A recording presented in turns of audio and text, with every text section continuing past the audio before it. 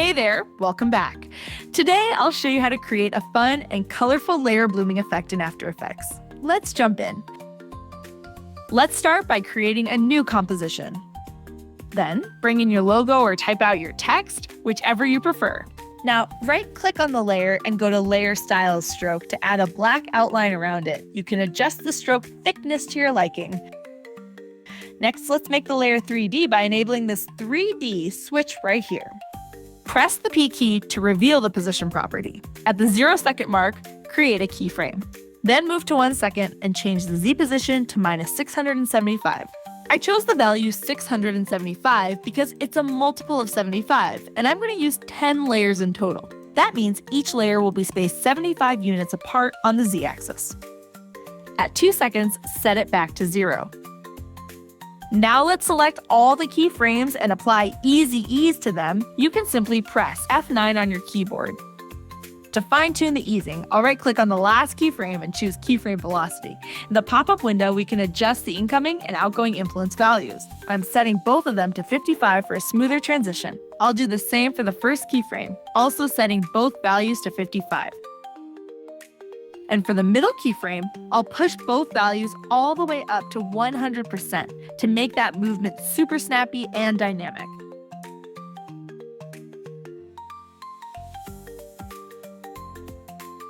Now let's duplicate the layer and move the new copy below the original one in the timeline. Press P to reveal the keyframes again. Then adjust the middle keyframe's Z position. Instead of -675, we'll change it to -600, which is 75 units closer. Also, let's tighten the timing a bit. Move the first and last keyframes 3 frames closer to the middle keyframe. This helps create a nice offset between the layers. Now repeat this process until you have a total of 10 layers. Each new layer should have its Z position offset by 75 units, getting closer to 0 each time. Also, make sure to slightly adjust the keyframe timing for each one, just like we did before, moving the first and last keyframes 3 frames closer to the center. The idea is that when the last layer reaches a Z position of 0, it aligns perfectly with the front layer, creating that smooth blooming effect. As you can see, the current view isn't very clear. So let's fix that by adding a new camera to the scene. Next, I'll create a null object, make it 3D, and then parent the camera to the null.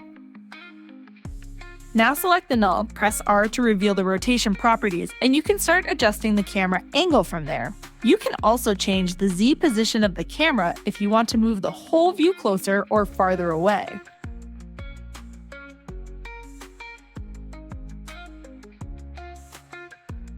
Now to add color, I'll start from the second layer and apply the fill effect. Then, I'll go ahead and give each layer its own color, one by one, based on the look I'm going for.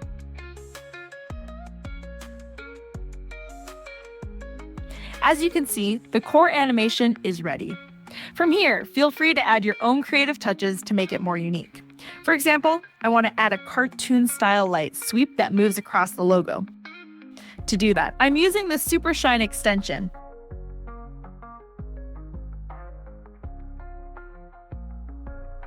This is the Super Shine extension interface, and it's really easy to use.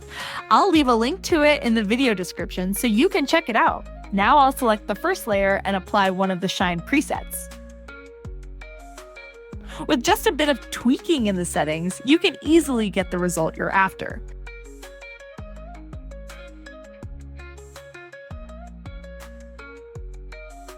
Nice work. Your layer blooming animation is complete. Hope you had fun creating this awesome effect with me.